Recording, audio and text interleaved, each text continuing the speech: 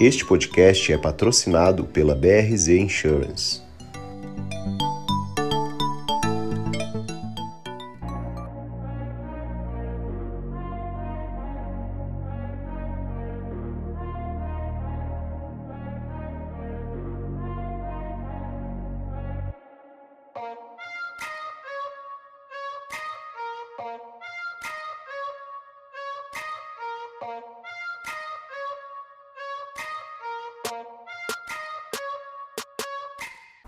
Hoje a gente começa mais um episódio do Imigrante Rico. E eu trago para vocês um profissional que tem definitivamente atingido o tão almejado sonho americano. E dentro dessa história específica que a gente vai contar aqui hoje, eu quero trazer para você os fatores que levam o imigrante a ter sucesso aqui na terra do Tio Sam. O Laírton é um profissional na área automotiva, vem da indústria aérea, ele é natural de São Paulo, começou cursando Direito, não chegou a completar, porém, ele se ingressou na antiga TAM, famosa Latam hoje em dia. O cara teve uma carreira fenomenal. Você que está aí começando a escutar esse podcast, fica ligado porque eu hoje vou puxar a língua do cara por 1 hora, ou talvez até um pouquinho a mais, e ele vai contar tudo para vocês de como ele chegou aqui do zero ou negativo, conseguiu superar todas as dificuldades e conquistou algo que muito gringo não consegue, irmão. Então, obrigado por tirar essa hora do seu dia para dividir esse conhecimento, irmão. Bem-vindo, Laírton. Obrigado por me receber. Caramba, mano. Quando eu te conheci, tem nem um mês que eu conheci esse cara, tá, gente? E aí é aquela coisa, quando você conecta, você vira e fala assim, uau, que história. Eu vou começar te cutucando já, entendeu? Assim, aquela pergunta mais difícil. Você lá em São Paulo, moleque paulista, da Moca. Nasceu lá mesmo. Nasci em São Paulo. Cresceu por ali. Nasci no bairro da Saúde, depois, com 4 anos de idade, meus pais mudaram para Moca e eu praticamente cresci na Moca. Morei a vida inteira até vir para os Estados Unidos. E aí, você estudou, fez Direito? Eu comecei fazendo Direito, meu primeiro ano de Direito na Universidade de São Judas Tadeu. E como foi sua infância, cara? Seu pai e mãe juntos, separado, como que foi? Foi uma infância bacana. Meus pais fizeram o que puderam por mim, pela minha irmã. Então vocês são dois? Somos um casal, só eu e minha irmã. Eu também, eu e minha irmã. Show, cara. E aí você começou a cursar Direito, você tinha interesse nessa área? Como que foi? Tinha interesse nessa área. Deu 1 ano, eu falei, Direito não é para mim. Fui fazer administração de empresas, não terminei a administração. E aí eu comecei a focar mais no trabalho mesmo, na área técnica. E aí como é que surgiu esse negócio de avião? Você olhava, você estava passeando em Guarulhos um dia e falou, eu vou. Engraçado, essa parte é muito bacana, porque assim, eu sempre costumo dizer que tem anjos que passam pela nossa vida, né? Sem dúvida. E eu tenho uma pessoa muito especial, que eu tenho uma gratidão imensa por ela, que é a minha prima Valéria. Eu fiz curso de aviação, curso de piloto. Então, um pouco depois que eu terminei o curso de piloto, essa minha prima falou comigo e com meus pais, né? Falou, olha, a TAM vai fazer uma contratação grande. Você não tem interesse de trabalhar na TAM? Falei, poxa, seria ótimo, né? Eu acabei de terminar um curso de piloto e ela me deu uma força muito grande para ingressar na empresa. Mentoria, né, cara? Foi. É chave. Foi. E ali tudo começou. Acho que a sementinha foi ali. Plantou sementinha. Foi, porque Eu vou dar uma paradinha aqui agora, só pra você que tá acompanhando. A gente foca aqui que o cara já começou no começo. Ele não começou no final, começou no começo, falando que educação e mentoria. 2 fatores. Continua. Isso aí é chave. E você vai ver que ele repete isso várias vezes na história. Porque eu já escutei, gente, Desculpa interromper, mas é Não, relevante. sem problema. E então foi isso. O que aconteceu? Eu entrei na empresa aérea. A TAM, na época, ela tinha um processo de migração interna. Que eles fazem? Eles abrem as vagas primeiro para o pessoal que já trabalha com eles e, se não completa essas vagas, eles contratam gente de fora. Certo.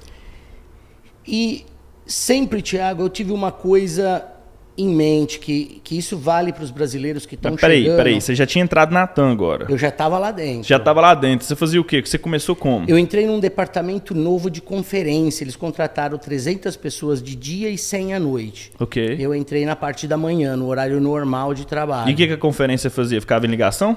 Não, a conferência checava os bilhetes, porque as empresas aéreas na época, as empresas de turismo na época, vendiam muitos pacotes promocionais, mas depois o cliente acabava embarcando numa passagem mais cara. Então a gente tinha que checar, descobrir essa discrepância para poder cobrar a empresa. Isso foi antes depois. do ticket eletrônico, irmão. Antes do ticket eletrônico. Antes do David Newman fuder com a porra toda. Que o David Newman veio e acabou com esses empregos tudo. Aí cortou 400 pessoas. Praticamente. Praticamente. Porque foi ele que inventou, né, o ticket eletrônico. Sim. Saiu de dentro da JetBlue, pra quem não sabe. Eu sou apaixonado com o David Newman. Ele é, pra mim, tipo, um mentor que eu já conheci 2 vezes. Falei, oi, tudo bem, tchau. Mas eu admiro muito a história do cara, de como que ele transformou a indústria aérea. Mas legal, aí você fazia, Vral, só conferência de ticket. Só conferência de ticket e você tá lá dentro, né? A intenção era crescer dentro da empresa. Certo. Então, só que você tem que ter 1 ano de casa para poder ter Para graduar de conferir os tickets. para poder praticamente Tá conferindo isso. direito? Check. Para poder como é que eu vou dizer a palavra? Prestar para um cargo, Sim. participar da seleção de um cargo novo ou de um departamento novo, você tinha que ter 1 ano de casa. Então, quando chegou nesse ano, eu comecei a tentar ir para a área comercial ou financeira. E os meus 2 testes eu não passei por causa do inglês, por causa do idioma. Eu fui bem em tudo, mas na hora da entrevista em inglês, já viu, né? Não falava nada. You know what I mean? Foi que desgrama de Aramin que é esse, Foi compadre. o Aramin, ficou que fora. E, pô, eu dando gás e, né, tipo, querendo sair daquele departamento, evoluir. E aí eu soube E conferindo o ticket ainda. E conferindo o ticket. E aí eu fui atrás para saber, porque teve uma menina, na época, que ela pegou um cargo legal no departamento financeiro. E ela estava competindo com a gente. E eu fui conversar com ela como que ela aprendeu inglês bem e tal. E naquela época não tinha LinkedIn, né? Pra você olhar no LinkedIn dela pra ver como que tinha ela nada chegou, onde disso. que ela estudou. Não, você tinha que perguntar mesmo. Ela falou, Laírto, há 2 anos atrás, a TAM me deu um afastamento e me mandou pro exterior, para Miami. Eu fiz um curso intensivo de 6 meses lá. Cara. Ela já tinha uma base de inglês, com certeza, mas ela voltou fera, começou a prestar e passou. Ela já aprendeu Aramin e voltou Ela bombando. já estava afiada. E eu falei, então a chave deve ser essa, né? Ir para o exterior, porque se eu ficar... Porque assim, é um processo longo. A gente não aprende o inglês do dia para noite. Eu admiro né? muito, porque você tá falando de 2001 e 2002. Sim. Quando eu trabalhei no Morgan Stanley em Itaim como estagiário em 2012 para 2013, não tinha muita gente que falava inglês na indústria financeira do Brasil, cara. Você tá falando assim, 10 anos antes disso ainda. Então a quantidade de gente que falava inglês naquela época era muito pouco. Muito pouco. Até mesmo na aviação era pouco. Hoje já é bem maior. Sim. A gente já tem, né? O Brasil já adaptou o inglês até no vocabulário. A galera lá hoje em dia já fala, né? Pizza delivery, já nem fala mais entrega. Já tá americanizado ali, muitas palavras. Aí tá, você percebeu que a chave do crescimento era essa. Era essa. Aí como é que você conseguiu? Você entrou no maleiro do avião e veio? Não, aí eu falei assim, bom, eu vou pedir para minha gerente. Outra pessoa sensacional que apareceu na minha vida. E eu falei, poxa, Anete, eu gostaria de estudar no exterior, ir para os Estados Unidos. E na época a TAM estava crescendo muito, começaram as linhas internacionais. A Varig existia nessa época? A Varig existia, acho que estava para fechar, mas ainda existia. Varig, VASP, já estava no final da... Já tinham fechado. 45 do segundo tempo. Eu acho que já tinham fechado, porque a Gol estava chegando no mercado. E aí a NET falou, não, Laírton, para você, se é um funcionário esforçado, eu faço. Porque é um processo, a TAM tem que entrar com... Ela tem que fazer um monte de papel para mandar para o consulado, para falar, olha, nós estamos mandando esse funcionário para os Estados Unidos. Essa pessoa específica, isso aí. E aí eu pensei, eu falei, cara, quer saber? 6 meses, de repente, não vai ser o suficiente, eu já pedi logo 1 ano de afastamento. E ela aprovou. Só que em 2001... eles não estavam liberando ninguém para vir por causa dos atentados em setembro. Verdade. Isso foi praticamente outubro. Fechou. Ela falou, estava tudo fechado. Ela falou, Laírton, eu não posso, eu vou fazer isso por você, mas eu não posso fazer agora. E o ano que vem, você me lembra novamente que a gente faz. Quando chegou mais ou menos julho de 2022, certo. Eu bati na sala dela e falei, poxa, eu tô aqui de novo, será que você pode me ajudar com o visto? Ela falou, posso. A TAM fez todo o trâmite para mim da papelada. Eu tinha 2 meses de férias vencida, que eu ia tirar em dezembro e janeiro, e fevereiro começava meu afastamento. Então eu tinha que vir, eu queria aproveitar o máximo possível. Pegar essa pegada aí para você eu não queria perder tempo, então eu estava planejando vir para cá em fevereiro. Mas eu não tinha lugar para vir, não. E ela te ajudou? Ela ajudou com a papelada. O segredo da vida é esse, né? As pessoas certas na vida da gente. Não, sem dúvida. São anjos e a gente tem que saber a hora certa de tomar certas iniciativas, né? Mas uma das coisas que eu tenho escutado aqui também, e que tem me chamado muita atenção, é o seguinte. Faça mais do que você recebe, que um dia você vai receber mais do que você faz. E a forma que ele recebeu foi esse apoio para pegar o visto e vir estudar nos Estados Unidos. Pega a visão. Foi isso aí. Foi isso aí. E uma das coisas que eu sempre tive comigo, Thiago, que serve para o pessoal que está chegando, ou o pessoal que está aqui batendo cabeça, porque isso acontece muito. Sim. São pontos muito importantes, como, por exemplo, orgulho. Às vezes a pessoa ela tem um probleminha ali com outro funcionário ou com um chefe, e já começa a procurar um outro emprego. E às vezes o lugar dele é aquele, às vezes ele já está sendo observado. Né? A oportunidade vai sair. Se você tivesse chutado o pau da barraca do ticket lá e falasse, não quero ficar conferindo isso, não, sou melhor do que isso. E aí? Eu teria dado 2 passos para trás e não sei onde eu teria chegado.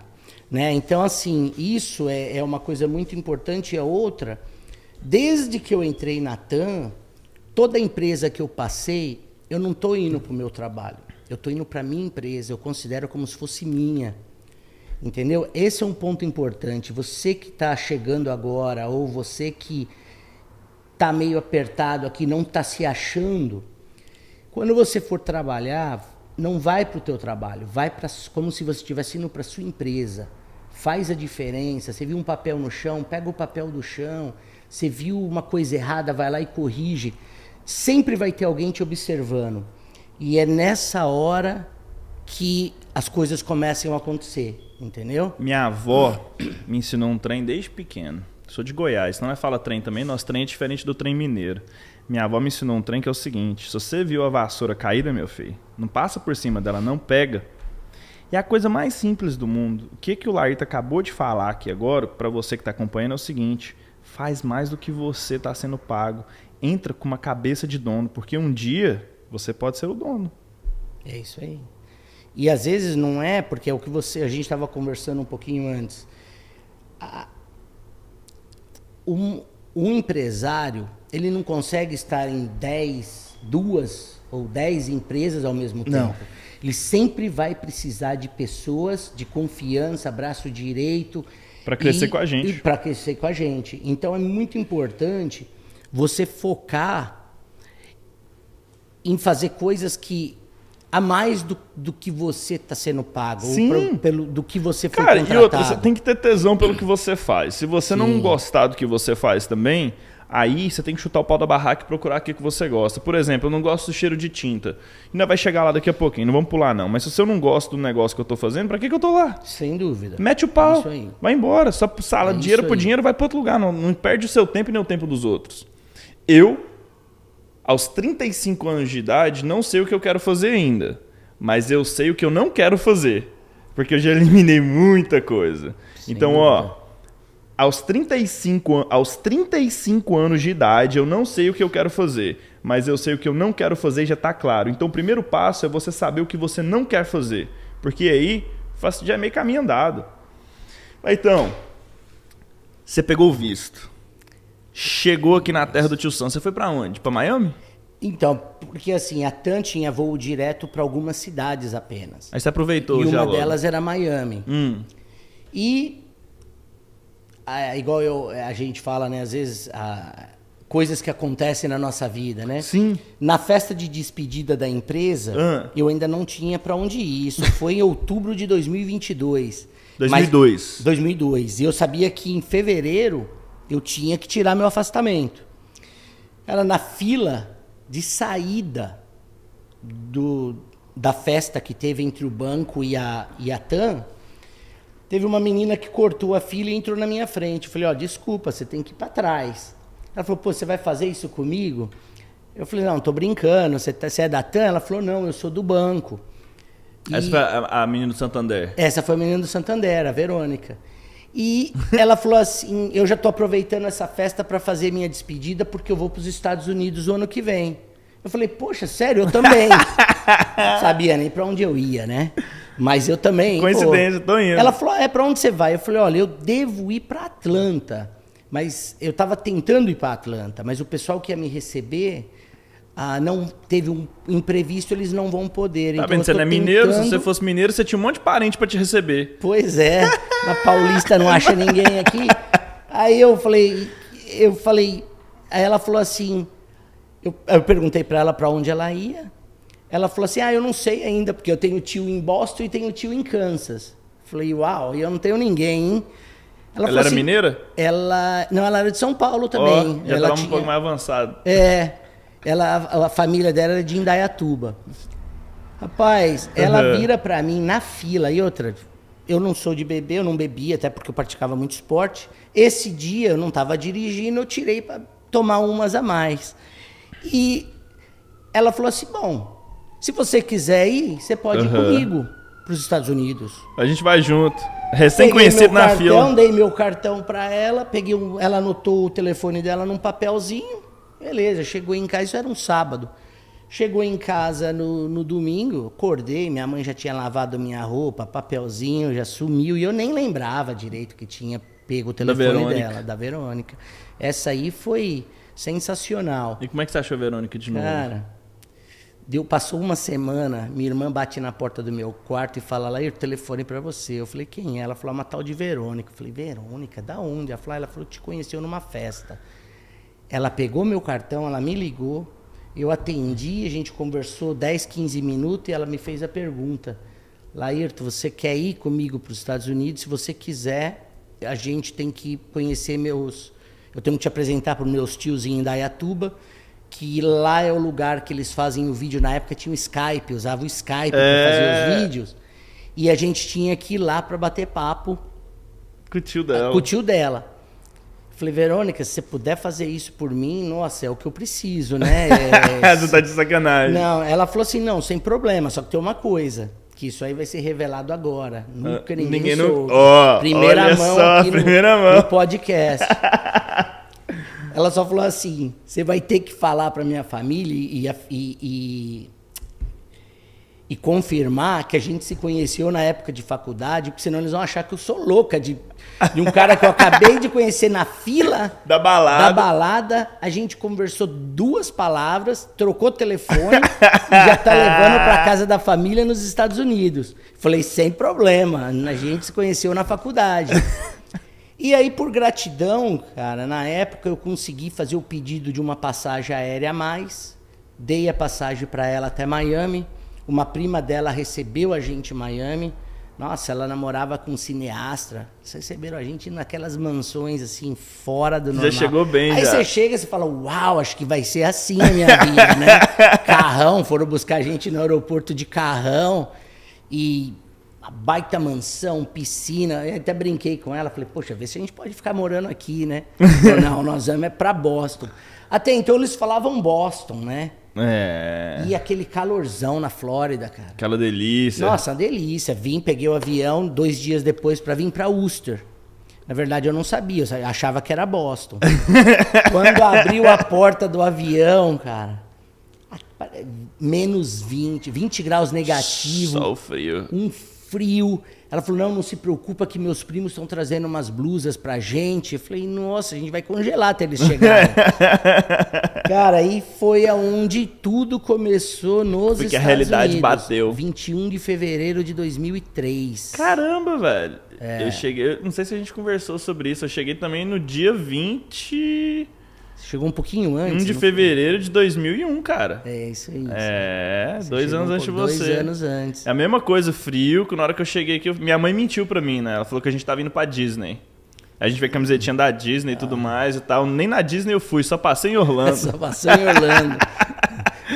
Sacanagem. Fui conhecer a Disney depois de adulto. E eu fui conhecer a Disney agora, pô. Aí você chegou... Mas então você já veio capitalizado? Como é que foi? Você já estava planejado? Você veio com dinheiro? Não, então. Casa aí pra eu ficar? tinha um carro, eu vendi meu carro. Eu deixei um dinheirinho lá aplicado por... Que carro que você tinha na época? Eu tinha um Corsa sedã. Ah, não era o Chevette, não. Não, era um Corsinha Corsinha sedã. mesmo. E eu vim pra cá com $2.700 no bolso. Foi a hora que eu cheguei aqui, foi $2.700. Eu lembro, na época, a gente comprava os Traveler's Check da American Express para não carregar dinheiro, né? E depois tem que se virar para trocar aqueles negócios aqui que você não sabe por onde começa. Mas aí as coisas era difícil, irmão. Não era fácil, aí você pegou, aí você entrou no Google Maps para achar onde que trocava, né? Google Maps. Acho que não tinha Google Maps nessa época, não. Você tinha que pegar, sair... bater perna para ir atrás. Aí você pegou o iPhone já com aquele tradutor de Google, né? Já pra conversar. Pois é, nem iPhone tinha naquela época. Não era iFood, não era iPod mesmo. Tô fudido nessa merda aqui. Só que aquela coisa, né? Aí eu comprei um carrinho de $700, um Ford Probe, aquele com os farolzinhos levantavam. Eu tinha, assim. 94. Você teve um? 94. Ah, o meu acho que era 92 ou 94. O meu era 94. Preto. Meu primeiro carro nos Estados Unidos foi um Ford Probe 94 vermelho. Comprei em Fall River. Tinha 6 cilindros, só porque só 5 funcionava. Bebia no mundo, né? Uma gasolina, $1 o galão, não tinha problema. Na época era motor da Mazda 626. Isso aí. E aí, esse carrinho, a gente já começou, eu deixava ela usar também. Ela me levava, às vezes, até o trabalho, que logo eu consegui um emprego no ramo de restaurantes. E consegui para ela também, onde eu já estava trabalhando. E às vezes, se o horário nosso não batia, um levava o outro e a gente foi se ajudando com um carro até onde deu. Aí depois ela resolveu mudar para Kansas, porque ela se dava melhor com os primos de lá. E eu fiquei. Eu fui até lá para levá-la, tirei minha carteira de motorista em Kansas. Uau! Que aqui não tirava, né? Até hoje não tira. Hoje não tira. Ano que vem, para quem tá assistindo esse podcast aí, 2022, 2023, passou a lei que deixa o imigrante com status irregular obter uma carteira de habilitação. Então, dia 23 de julho de 2023, a gente vai estar celebrando essa grande vitória. 18º estado, se eu não estou enganado. Isso aí. Grande. Bacana. Aí você tirou lá em Kansas e vral. Tirei em Kansas, fiquei 3, 4 dias. Você não quis ficar lá não, com as vaquinhas? Cara, lá é bacana. Você só vê grama, você só vê fazenda, quente, né? Eu fui no verão. Os peregrinos que não deu certo aqui, porque você sabe, né? Que eles derrubaram as árvores aqui, tudo, tentaram plantar e descobriu que tinha pedra. Foi. Aí você teve que ir pra Kansas. É por isso que essa história lá, essa é a história. E aí já voltei com a carteirinha de motorista. Então, naquela coisa, você vê que isso é outra coisa muito importante. Você faz o bem, ele volta para você. Então, isso é uma coisa que a gente sempre tem que ter em mente. Tanto no trabalho, com os amigos, ou com o desconhecido. Quando você faz o bem, é a lei do retorno, né? E ela volta para você. Eu fui só para ela não ir sozinha até Kansas. E lá eu tive a oportunidade, os primos me emprestaram um carro, porque você tem que ter o teu próprio carro para fazer a... Naquela época era assim, você tinha que ter o próprio carro para fazer Tinha que ter endereço, tinha que ter os negócios, tinha que ter o endereço. Nessa eles já tinham me colocado lá no endereço deles. Então, assim, foi uma ajuda que eu fui fazer. Voltei com uma carteira que só a gente sabe o valor que tem, né? Independente do estado, naquela época, a carteira de motorista aqui é fundamental. Então... Aí você voltou. Aí eu voltei. Qual foi seu primeiro emprego aqui em Boston quando você chegou, cara? Cara, o primeiro emprego... Eu fiquei de favor na casa da família dela, que era uma casa grande, a gente morava em várias pessoas. E o vizinho da frente, ele era pintor. E você chega desesperado, né? Com fogo nos olhos para trabalhar, né? E ele falou, se quiser ir comigo, eu cheguei, tipo, vamos supor que já era o final de semana, segunda-feira eu fui trabalhar com esse rapaz. Rapaz, a gente pegou umas casas de 3 andares, ele só falava assim, tudo isso aqui vai subir. Eu tinha que carregar todas as latas de tinta, na escada. E depois, aí tudo bem, você chegou lá às 7 horas da manhã, você tá no gás, você leva 7, 8 latas de tinta e Prime pro 3º andar, 2, 3 escadas, rolo. Pra minha avó que tá assistindo o Prime é a primeira mão. Quando dá 7 horas da noite, que você já tá morrendo, aí você tem que trazer tudo de volta, descer e encher a van. Então, é aquela coisa. Aí é onde a gente fala, né? A gente chega aqui achando que o dólar vai cair das árvores. Mas não, cara, eu tive que ir. Na época eu tinha 27 anos. Quanto tempo você ficou na pintura? Um dia. Não, brincadeira, eu fui 3 dias. Aí nessa, porque era também, ele não era uma pessoa só, ele não era uma empresa de pintura, né? Sim. Então nessa eu já estava procurando outros empregos.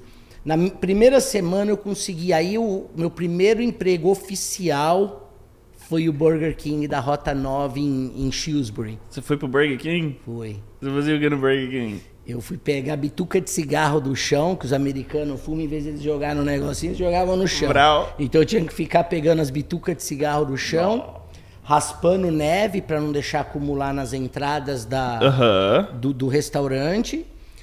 Então você foi pintar com o cara no inverno? No inverno não, mas pintava do lado de dentro. Do lado de dentro, Só que, você tem que ir na van, pegar as coisas, levar, não é fácil não. É puxada, a pegada é forte. Vou dividir então, já que você dividiu uma coisa aqui. Porque acho que eu tinha uns 17 anos de idade, eu parei de estudar, né? Os 16 eu nunca terminei o 2º grau. Aí eu fiz o GED, que é o equivalente do supletivo. E depois eu fui fazer Community College, que é a escola técnica. Aí eu transferi para Tufts, que é uma das melhores universidades do país. Enfim, longa história curta. Nesse meio termo aí, eu pintei, fiz tudo que você pensar mais um pouco. Pintei o set. Só que um dia, eu tinha um cara que a gente treinava na academia, Maurão. E o Maurão tinha uma mão que parecia uma pata de vaca, irmão. Gigantesca a mão do cara. O cara era pedreiro. E o cara não conseguia levantar 2 panelas de 45. E o cara daquele jeito, com a quebração, aquela mãozona. Eu falei, para de moleza, rapaz. Levanta esse negócio. Ele falou assim, cara, tá precisando de um servente lá na obra lá. Eles construíam parede de galpão. Eu tava na faculdade, falei, vambora. De férias, falei, eu vou trabalhar com você o mês inteiro. Tava no Bunker Hill nessa época. Falei, não, vamos lá. Quanto que? $40 a hora pra servente. Falei, o quê? Tô dentro, filho, vambora. Cheguei lá, 6 horas da manhã com o cara, sobe no andaime, e aí pega 2 latas daquelas de 5 galão e enche de concreto e tem que botar nas bacias. E aí a colher de pedreiro do cara era mais ou menos desse tamanho. Parecia uma pata de uma vaca, então vrau, e com a outra mão ele já pegava um bloco de concreto, que você tinha que arrastar os blocos da máquina que vinha e colocar para 2 pedreiros. Então eu de orelha seca, por meio-dia eu pedi demissão. Falei, não dá não, filho. Não dá, ué. Não é puxado. Porque o cara com aquela mão que parecia uma pata de vaca, vrau, e pegava o tijolo e pum. Eu falei, como é que esse bicho consegue fazer isso e não levanta 2 placas de 45? E foi meu teste de meio-dia de orelha seca. De orelha seca. Deu não. Eu admiro os caras que faz, viu? E é interessante isso, cara, porque a vida aqui não é fácil. Você olha para as pessoas e fala, o cara tá ali ganhando bem. Mas o corpo do cara fazendo aquilo por um bom tempo, sim, desgasta. Por isso que aqui é muito importante você focar Foco é tudo, né? E um deles é o futuro, né? Porque uma coisa a gente tem certeza, a gente passa todo dia, a gente envelhece um pouquinho. E se você não focar para poder, ou se aprimorar para poder ter um trabalho mais leve ou uma coisa própria lá na frente... Ou colocar seu dinheiro para trabalhar para você. Fica muito difícil. Porque o povo ganha dinheiro aqui, mas torra tudo às vezes. Eu quero voltar lá naquele Burger King, aí tá. Aí você, de BK. Aí você foi promovido no Burger King ou você ficou lá? Como é que foi? Uma coisa que eu falo para todo mundo, eu falo pro pessoal que trabalha comigo, sempre uso isso. O conhecimento ninguém tira da gente. Né? O conhecimento ele é muito importante. E quando a gente fala conhecimento, não é conhecimento apenas de matemática de inglês, geografia, ou eu leio muito jornal, assisto televisão, não. É saber trocar um pneu e não esperar o AAA, irmão. É isso aí, não é? Então, esse conhecimento, o que é? Quando eu entrei no Burger King, mesmo raspando neve, pegando bituca de cigarro no chão, eu já comecei a ler o menu, o cardápiozinho, como que fazia os sanduíches. Eu nunca tinha feito, mas eu já sabia o ingrediente de cada um. Então, o que aconteceu? Um certo dia, algumas semanas depois, o menino que trabalhava fazendo os sanduíches, ele não foi trabalhar. Ele ficou doente, ele tirou a semana de folga. E o meu chefe na época, o Ed, que era o gerente geral da loja, ele falou, preciso trazer alguém de outro Burger King urgente para ajudar a gente. Eu falei, Ed, com aquele meu inglesão quebrado, né? Ed, eu posso te ajudar. Ele falou, como? Você nunca fez um hambúrguer? Eu falei, não, mas eu sei. Ele falou, como é que você sabe? Eu falei, não, eu estou estudando, desde que eu entrei aqui eu estou estudando, eu fico olhando as meninas montarem. Mas ele falou, não pensou duas vezes, ele trocou a minha camisa, que era uma camisa diferente. Me jogou na cozinha e eu era rápido no trem, viu? Eu aprendi, o que eu fiz? Eu usava o fone de ouvido para já ouvir a ordem do cliente no drive-thru, porque facilitava para mim. Antes de sair na tela eu já ouvia, já começava a montar. Então eu comecei a ficar muito rápido. Então no começo eu ganhava 15, 20 horas para trabalhar. Eles me davam 15, 20 horas para ajudar nessa parte de limpeza, de manutenção. Sim. E ele passou a me dar 40, 45. Já paga um overtime ali. Já começou porque ele viu que eu estava rendendo, né? Ué, mas aquela história, trabalhando como se a empresa fosse minha. Sim, né? Aquela visão do próximo passo. Tentando montar um sanduíche direitinho, como é da televisão. E assim foi, assim eu comecei. E você estava estudando inglês? Como é que é? Como é que você escutava? Você escutava o cara falar lá Big Whopper, Criminal Cheese? Como é que era que o trem funcionava? Então, quando eu não entendia, eu esperava sair na tela. Certo. Quando a pessoa falava Whopper Jr. with cheese, opa, é o Whopper Number com one, queijo. brau. Eu já, né? Mas quando ainda eu não entendia, eu esperava sair na tela. E é isso aí, a parada é ser brasileiro, irmão. A gente tem que se virar do jeito que pode. Vira né? o jeito que vai. Massa, cara. E quanto tempo você ficou fazendo isso? Cara, eu fiquei fazendo isso uns 8 meses. Ok. Aí, o que aconteceu? O Ed, ele ia se aposentar. O gerente. O gerente. Mas eu vou até voltar um pouquinho. Ok. O Burger King, todos esses fast food que tem janela, é feita uma checagem periódica de tempo, né? Sim, você passa tem lá que ser no... rápido. Sim. E quando às vezes o gerente geral vem, ele faz o pedido como se fosse um cliente. Correto. Ele checa o tempo, ele abre o sanduíche, ele quer checar como que foi a montagem, ingredientes e tudo mais. Mas um belo dia eu tô lá, eu já tinha sido meio que promovido. Certo. Eu já estava ajudando a pegar a ordem, botar no computador e com o fonezinho atender o cliente no drive-thru. Mas de repente chega uma corvetona, na época do ano. Uau. Linda, linda. E a menina que trabalhava comigo, a brasileira, ela falou, Ayrton, capricha, manda caprichar, porque esse cara é o gerente geral da rede e tal. E eu falei, não, tá bom. Aí quando eu olhei o carro, eu falei pra ela, falei, nossa, ainda vou ter um carro desse. Aí ela falou assim, para de sonhar e vai fazer hambúrguer, porque isso aí não é pra gente, né? Isso aí é pra eles que nasceram aqui, né? E isso, cara, me deu uma chacoalhada. Deu-lhe uma ferroada. Deu, porque eu falei assim, poxa, será que a gente não tem? A gente trabalha tanto, será que a gente não vai ter essa oportunidade aqui? E aí foi aonde eu foquei mais em fazer as coisas direito. Te deu motivação, né, cara? Deu uma motivação maior. Te deu uma gasolina. Pra me aperfeiçoar. Ela tacou gasolina no fogo. Foi. E aí o Ed, que era o gerente geral, ele estava para se aposentar. Ele me chamou e falou, Ayrton, te interessa assumir o meu cargo? Uau. Cara, imagina uma coisa. De pegar o toco de cigarro 2004 para 2005. Não, era 2004 ainda. Era 2003 para 2004. Eu ganhava $8 a hora. Imagina, de $8 a hora, você passar para 18, né? Era um pulo muito grande. $18 a hora, você para recém-chegado. Você tá louco, $18 a hora em 2004 era muita grana, Era irmão. muita grana. Pra quem tem noção, gerente da loja. Eu ia assumir. Você tava rico, quase comprava o Corvette. Eu ia assumir a loja. E aí, tudo certo, passei no Serve Safe no curso, passei no curso do Burger King, que você tem que fazer o teste, né? Sim. E eu tava de folga, o Ed me ligou e falou, Ayrton, você pode dar um pulo aqui? Eu falei, posso, né? E fui todo feliz, já tinham tirado medida da minha roupa. Eu falei, tô indo para receber minha roupa e começar no cargo. Já recebi meu PIN já. Semana que vem, né? Receber meu PIN. Cara, ele com lágrima nos olhos, ele falou, Ayrton, primeira vez na vida que eu tenho que mandar alguém embora que foi promovido. Eu falei, como assim? Ele falou, não, eu não vou te mandar embora, eu vou te dar 30 dias para regularizar. Eles fizeram um background check nos seus documentos e não bate. Teu social não bate com o teu nome.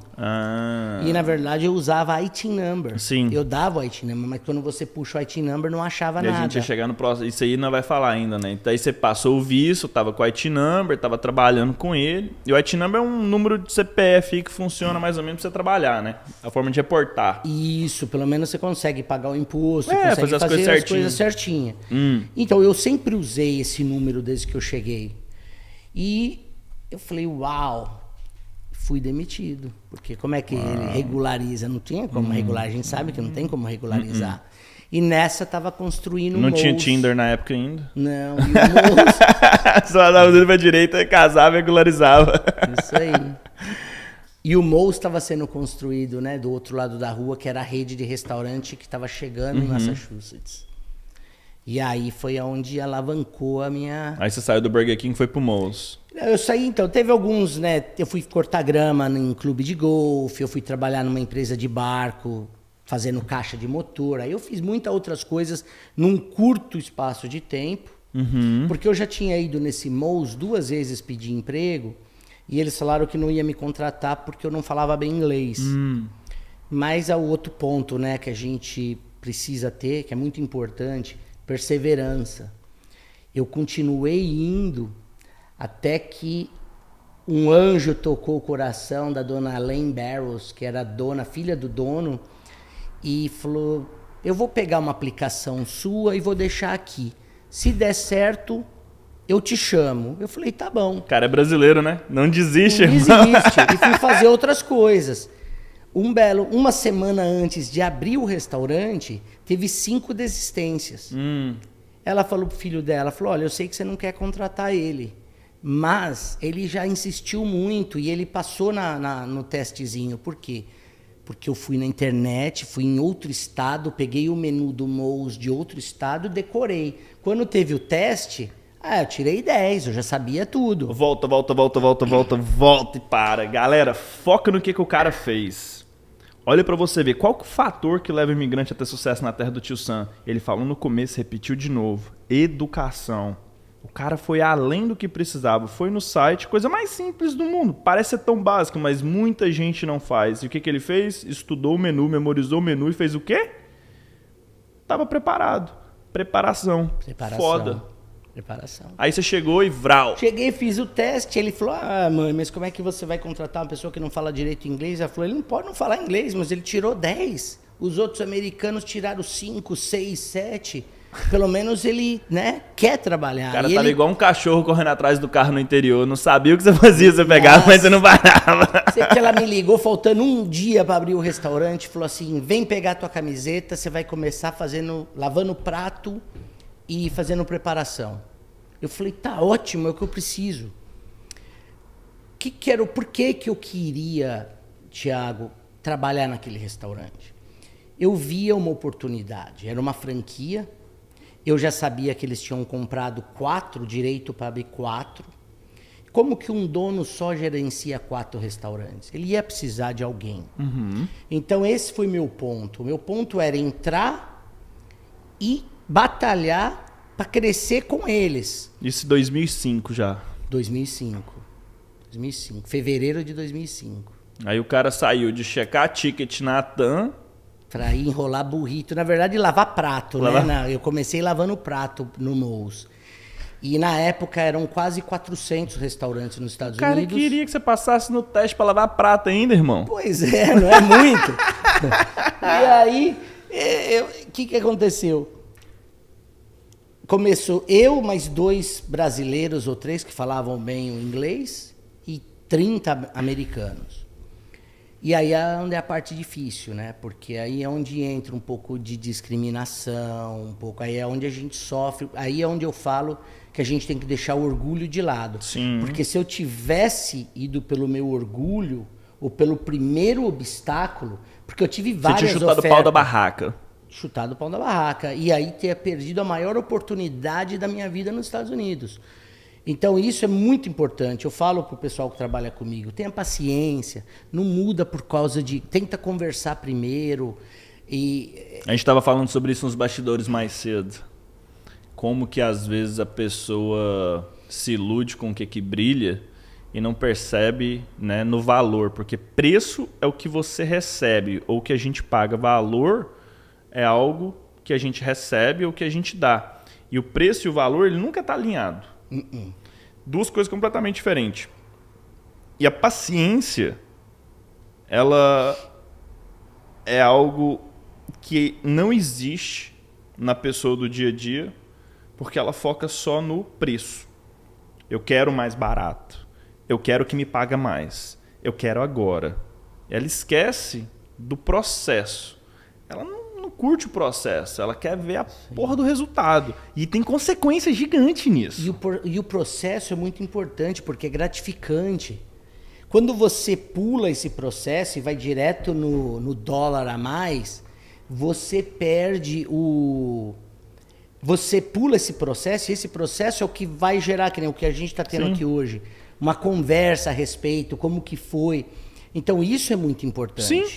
Né? Muito importante. E ali foi onde começou a minha carreira no ramo de restaurante, foi ali. Foi dentro do Moe's. Cara, você ficou quanto tempo no restaurante?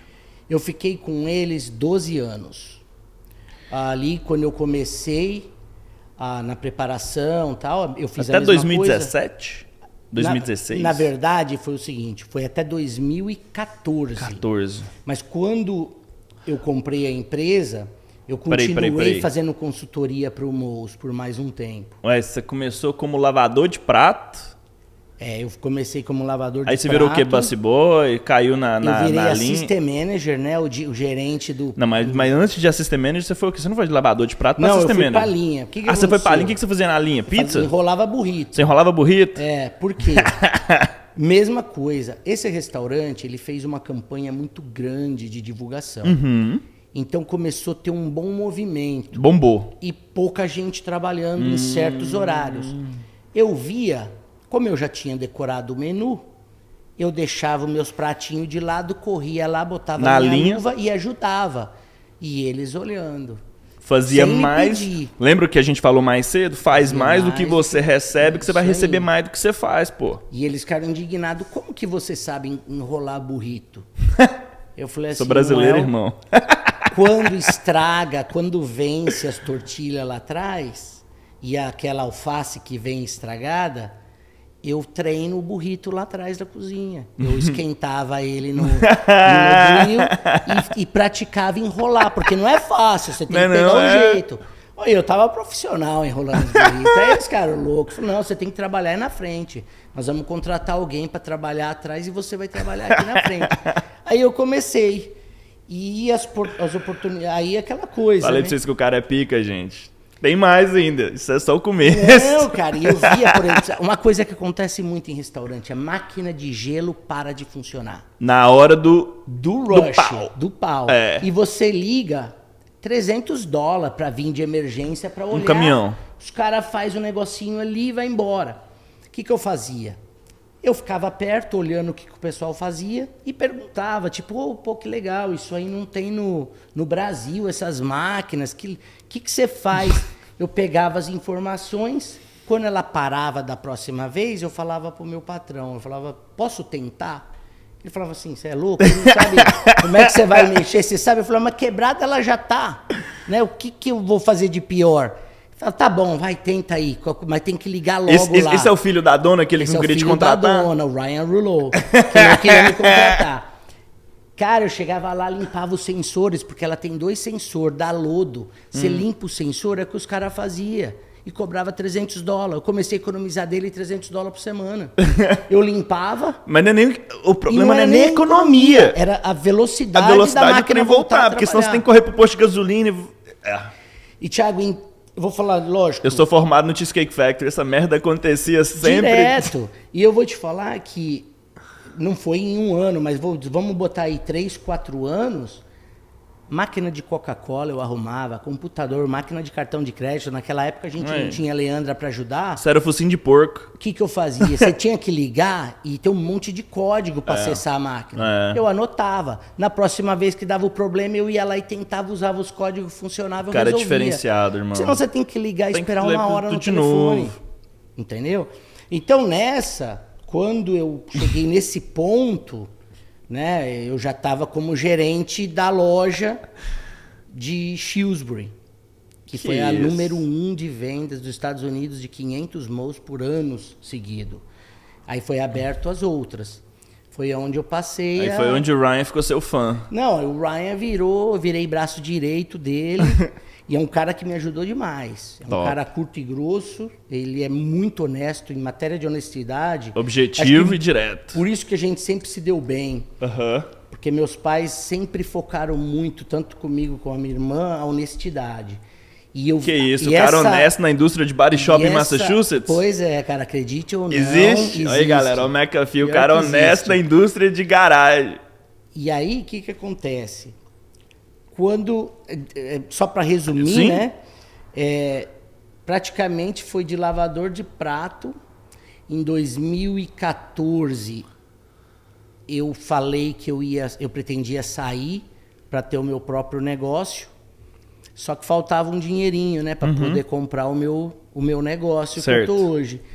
E eu fui pedir para ele, porque ele já tinha me ajudado algumas vezes para comprar minha casa. Ele sempre me deu uma boa ajuda e descontava do meu salário. E aí, ele falou, poxa, a gente já está junto há tantos anos, eu não quero perder você. Por que a gente não entra na sociedade? E foi aí que eu mudei de ramo. Eu ainda continuei eu saí como vice-presidente da empresa, fui para nossa empresa começando do zero, onde a maioria do pessoal falava que a gente ia quebrar em 3 anos, porque a gente vinha do ramo de restaurante. E qual que era a empresa? Era a McPhee. Uau, então ele entrou contigo na McPhee? Ele entrou como sócio meio a meio, 50-50 na McPhee. No começo? No começo. Mas peraí, eu acho que a história da McPhee é mais interessante. Vamos voltar aqui. Peraí, a gente tem que voltar o tape agora. Volta aqui. Volta aí. Porque a gente esqueceu, deixou uns negócios de fora. Eu lembro que você ter me contado naquela primeira conversa nossa, do seu propósito de dar um apartamento para sua mãe. Mas pulou verdade, isso aí. Verdade. Você fez isso depois que já estava no Moe's ou foi antes? Não, foi logo que eu cheguei. Foi ainda eu estava no Burger King. Você estava no Burger King ainda? Porque eu trabalhava no Burger King das 5 da manhã às 2:30 da tarde. E das 3:30 da tarde à 1 da manhã no McDonald's. Uau. Enquanto o Moe's não tinha aberto. Então eu já estava fazendo quase 100 horas por semana. Vida de imigrante mesmo. Vida de imigrante mesmo. Só que quando... Minha mãe trabalhou a vida inteira e o sonho dela era ter um apartamento na praia. E quando eu estava faltando acho que um ano para eu ir para os Estados Unidos, a crise pegou de um jeito que ela não conseguiu mais pagar as parcelas, ela teve que devolver para a construtora. Nossa. E era a única coisa que ela fazia, era pegar o carrinho dela e no final de semana e passar sexta, sábado e domingo na praia. Às vezes a gente ia, às vezes não ia, Lá em mas São ela... Paulo. Em São Paulo, na Praia Grande. E ela estava lá todo final de semana. Então, quando eu cheguei nos Estados Unidos, eu falei, meu primeiro foco, meu primeiro propósito vai ser dar um apartamento para minha mãe na praia. Então eu ralei, eu não tinha celular, eu não tinha laptop, eu não tinha nada, eu não comprei nada. Roupa eu comprei no Salvation Army, tudo, muitas novas, muitas usadas. Isso aqui é um outro fator que leva o imigrante a ter sucesso na terra do tio Sam, o ser humano a ter sucesso em qualquer lugar. O foco. Olha o que o cara falou, por quê? O porquê dele era maior que qualquer coisa, qualquer luxo, qualquer coisa material. Isso aí, sem dúvida. Sim. Ninguém segura um cara desse não, velho. E aí eu não lembro se eu te contei como é que foi a transição, né? Conta porque pra assim, gente quando agora. minha mãe perdeu, minha tia tinha um apartamento muito bacana na praia. Quase de frente pro mar. E eu já estava nos Estados Unidos e minha mãe começou a ir com a minha tia, já que ela não tinha mais o dela, ela ia com a minha tia nos finais de semana. E nessa eu liguei para minha tia e falei, poxa tia, a senhora não vende o apartamento para mim? Ela falou, Laerto, eu vendo, porque eu vou comprar um maior e eu vendo sim. O valor dele é mais ou menos esse, eu faço para você por tanto. Eu falei, tia, posso pagar a senhora em 7 meses? Ela falou, pode. E aí eu ralei. Tudo que eu fazia eu mandava para ela. Que benção. Em 7 meses eu quitei o apartamento. Uau. Aí, o que ela fez? Ela ligou. E sua mãe pra sabia? Minha mãe não sabia, ninguém Surpresa. sabia. Surpresa, ninguém sabia. Caralho, velho. Quando a minha tia pegou a minha mãe e falou assim, Dina, esse final de semana a gente vai pra praia, que você vai me ajudar a limpar o apartamento, porque eu vendi. Minha mãe falou, poxa, Cecília, você não fez isso. Além de eu estar perdendo agora o lugar que eu tenho para vir, eu ainda vou ter que ajudar a limpar, porque você vendeu. E elas foram. Quando terminou a limpeza, minha tia entregou uma caixinha para ela. Aí essa caixinha tinha o meu bilhete e a chave do apartamento. Uau. Foi legal. Uau, meus parabéns, mano. Não, eu acho que isso aí não tem preço. E aí depois dessa conquista, ninguém segurou o cara mais. Você viu que você era capaz de fazer qualquer coisa. Não, aí eu vi que se eu tivesse foco, honestidade, disciplina e me aprimorasse em certos conhecimentos da minha área, eu conseguia dar todo dia um passinho pra frente. Ninguém te segurava. Agora a gente vai voltar lá no Ryan de novo, porque essa história a gente pulou. Não, massa demais. Sua mãe, sem dúvida nenhuma, tem um orgulho muito grande do filho dela. Foi. E aí tá, a gente chegou 12 anos depois, ser sócio do Ryan, que não quis te contratar para lavar prato. Sócio do Ryan, que já era um magnata na região. De Worcester. De Worcester. Que massa, cara. Aí tá, aí você chegou pra ele e falou assim, cara, vamos comprar uma oficina? Eu não quero fazer burrito mais, assim, não? Eu tentei ser sócio dele nos próximos restaurantes. E eu entendi o lado dele, porque ele falou, Ayrton, eu já corri todos os riscos, corri sozinho, eu penhorei casa, minha mãe penhorou casa para poder trazer essa franquia para cá. Não faz sentido eu ter um sócio agora.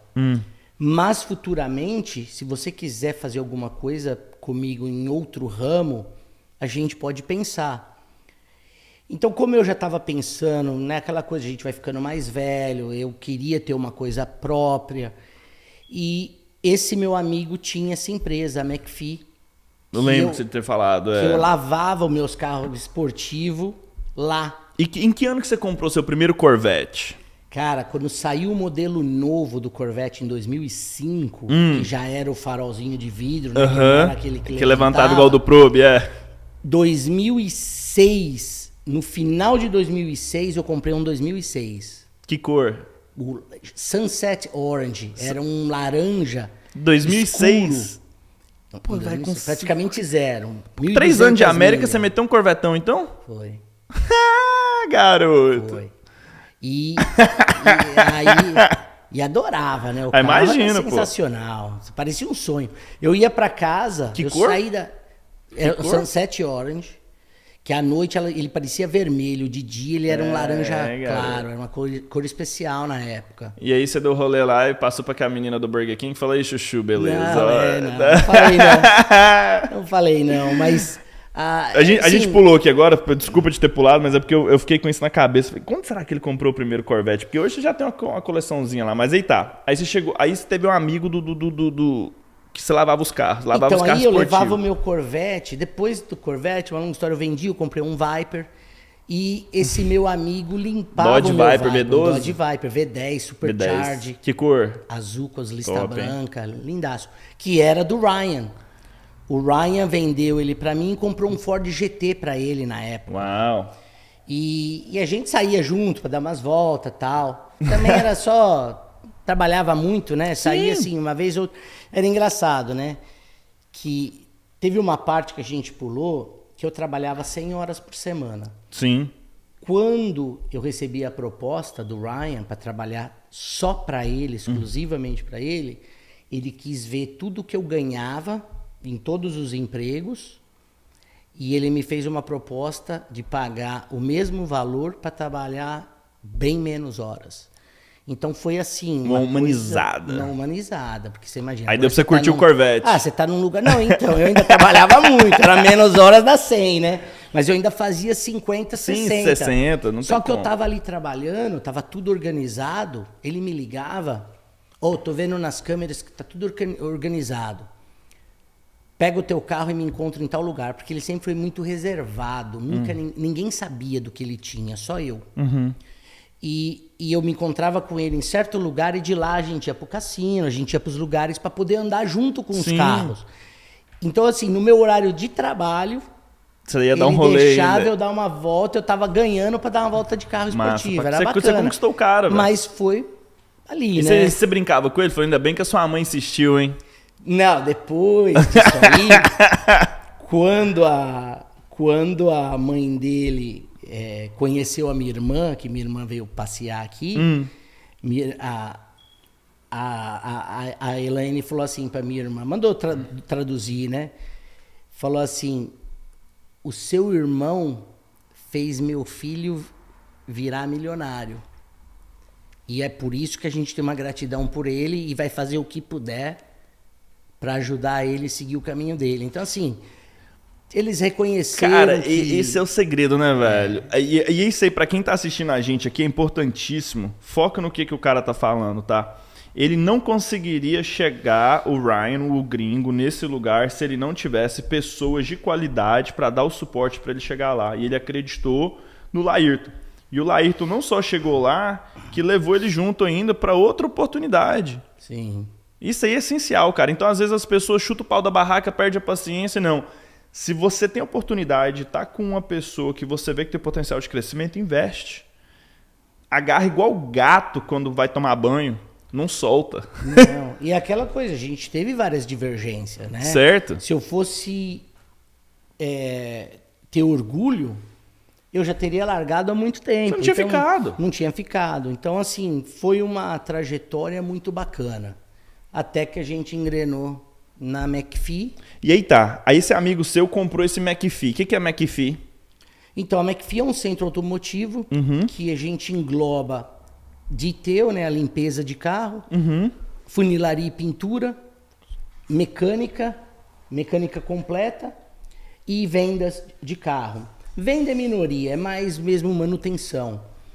E tudo num lugar só. Então a gente trabalha com todas as seguradoras, a gente foca no customer service, né, no serviço. Mas desde na época quando seu amigo tinha, já fazia isso?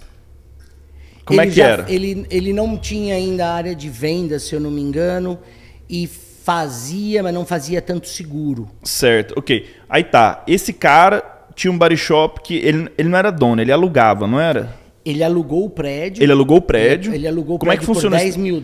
Mas ele alugou de quem?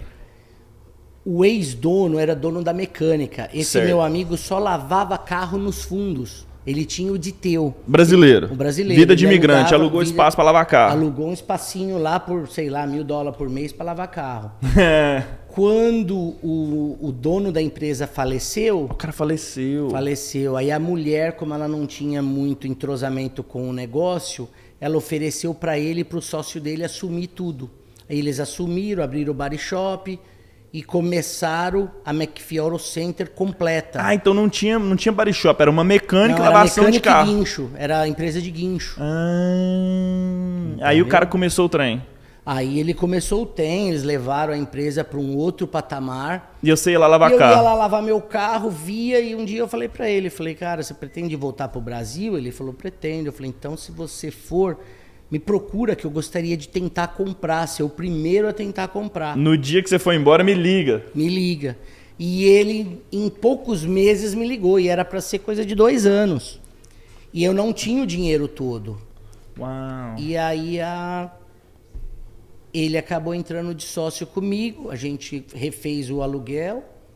Quem que acabou entrando de sócio com você? O Ryan, o Ryan. do Mouse. Dono do Moza. Aí ele entrou de sócio com você refez o aluguel, você continuou rentando o negócio, alugando. A gente continua alugando. Depois de 3 anos, a gente comprou o prédio próprio. Junto com o Ryan? Junto com o Ryan. E aí foi tocando? Foi tocando. E ele é sócio seu até hoje? Não, 3 anos atrás eu fiz uma brincadeira com ele. Eu falei, poxa, eu te ajudei a vida inteira, você tá super bem, você não precisa disso, por que você não vende a sua parte para mim? Aí ele falou, me faz uma boa proposta que eu vendo. Vendo tudo. E aí é uma situação delicada, né? Porque você é amigo, sócio, e não pode fazer uma proposta que você não gostaria que, né, fosse feita para você. Mas eu fiz uma proposta justa para ele. Generosa pro cara. Ele aceitou. A gente super amigo, toda semana ele tá lá pra gente bater papo. Você lava o carro dele até hoje lá, põe os meninos pra dar um grau. Praticamente eu não cobro quase nada dele. Na verdade, porque a gratidão é tão grande. Você tá louco. Que é o mínimo que eu posso fazer por ele é trocar um pneu, trocar um óleo, cara, esse tipo de coisa, aí, lavar o carro, né? E foi isso, aí foi onde eu cheguei, onde eu estou, mas a gente pulou um negócio. Aí tá, você alugou o negócio, você tava rodando o negócio bem pra caramba. Aí um dia você cansou de alugar e a mulher decidiu vender o prédio. Como é que aconteceu isso? Como é que você comprou esse negócio? Então, meu aluguel tava o lease estava para vencer. E eu entrei em contato com ela, falei, olha, eu não posso mais ficar pagando $10.000 de aluguel. Então, se a senhora não me vender o prédio, eu vou alugar um outro prédio, eu vou tentar comprar um outro prédio na região e vou transferir a minha empresa para lá. Aí ela falou, não, eu te vendo. Eu vendo sim, eu já tenho uma certa idade. Manda avaliar e me fala que eu te vendo. E aí foi onde a gente comprou o prédio. Tudo na hora certa. Tudo na hora certa. Deus faz as coisas de forma mágica. Mágica. Os anjos sempre ali te guiando e te dando... encaixando. Caramba, cara, aí tá. Aí você pegou, quando você tomou a McAfee, que você pegou ela mesmo, certo? E aí você teve a oportunidade de comprar uma mecânica, você teve a oportunidade de comprar um lugar que faz inspeção de carro no estado, porque, sim, ninguém tem licença disso, até a máquina de estica. Sim. Eu já te falei, né, que eu fui licenciado nisso. Quando eu tinha 18 anos de idade, era focinho de porco também. E uma garagem de auto body, que é funilaria no Brasil, para quem está acompanhando a gente, com lavação de carro e com venda de carro ainda. Pô, sim, acertou na loteria, irmão. Tudo num lugar só. A bênção. E acho que é isso que mantém a gente indo, é a comodidade, né? De a pessoa poder fazer tudo num lugar só. Do caramba. Não, eu, tipo assim, é admirável. E aí, hoje, igual a gente falou mais cedo, você já chegou no topo da qualidade de vida americano. Qual que é o próximo passo agora pro Laírton? Ô, Thiago, é uma boa pergunta, porque assim, as pessoas falam muito em sucesso, né? O sucesso, eu não acredito que ele seja apenas financeiro. O sucesso, ele é você estar bem com você mesmo, você se achar. Então não importa o que você está fazendo, desde que você goste, desde que você tenha prazer, esse é o sucesso. O Você já está realizado. Você gosta de carro, né? Eu gosto de carro. Você tá brincando todo dia, então? Eu gosto de lidar com gente. Então é uma coisa muito natural para mim. Você não vai trabalhar todo dia? Não, eu não vou trabalhar. Eu vou lá, eu me divirto. A gente faz, né, amanhã é dia de churrasco de novo. Né, a gente faz o nosso churrasquinho ali entre os funcionários na hora do almoço. Mas para que todo mundo também se sinta, né, naquele ambiente acolhido. Então, o próximo passo agora é manter, né? Às vezes eu ouvi o Silvio Santos dizer uma vez uma coisa, né, que ele tem mais do que ele precisa, né? Então, assim, ele tinha mais do que ele precisava. Eu acho que eu cheguei num ponto que o meu objetivo agora é manter a minha empresa, manter os funcionários sempre felizes, né? E o nosso turnover não é grande, se for levar em consideração, porque eu tento ao máximo manter né, todo mundo feliz da forma, né, da melhor forma possível, porque não dá para agradar todo mundo sempre, mas esse é o foco. E continuar, né? As ideias às vezes aparecem, né? Às vezes agora a gente está conectado, vai longe. Não, vai longe. Existe, as portas vão se abrindo, sim, né? E assim, eu gosto de encerrar esse podcast aqui fazendo algumas perguntas que você já acabou de responder uma delas. Por quê? A gente já respondeu várias, né? Você falou aqui hoje de quais os fatores que levam o imigrante a ter sucesso na terra do Tio Sam.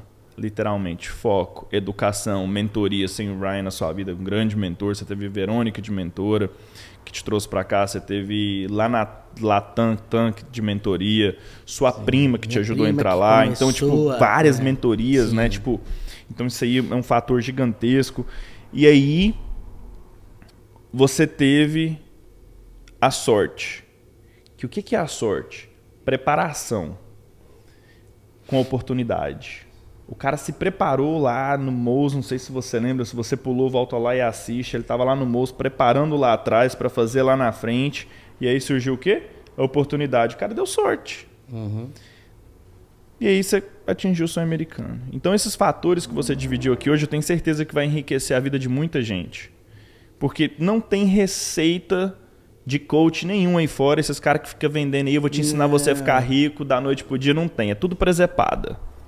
Foi o meu motivo de começar isso aqui, que não tem shortcut. Não tem. Faz mais do que você recebe, que você vai receber mais do que você merece, e faz consistente por um bom tempo, que você vai ver o resultado. Você dá sorte. É isso aí. Aí eu fecho com essa pergunta. Tradução, literalmente, de riqueza. Certo? Porque em inglês, principalmente em Massachusetts, você que conhece o Ryan, conhece vários outros, né, milionários americanos, a gente se conheceu no Cape Cod. Uhum.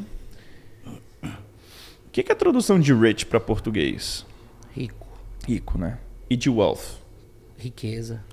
E riqueza no Brasil significa o quê?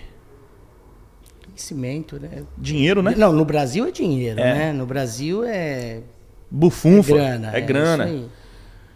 E já... pra gente aqui na Nova Inglaterra, muito diferente de Miami, o que significa wealth pro gringo? O que é a riqueza pro gringo aqui? Não é dinheiro. Não é. E aí agora eu pergunto para você. O que wealth significa pro Laírto? What does it mean to you? Significa uma qualidade de vida uma qualidade de vida que a gente focou e trabalhou para chegar onde a gente chegou. Mas com o quê? Não apenas financeiro, mas fazendo o que gosta, respeitando o direito do próximo e sendo honesto. Isso eu acho que é uma riqueza. É a riqueza, é o conhecimento que a gente adquire por todos esses anos e põe em prática, que ninguém tira.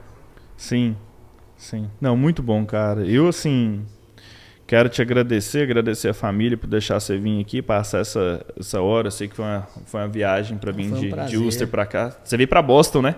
Eu vim para Boston, isso aí. Irmão, não, foi muito bom.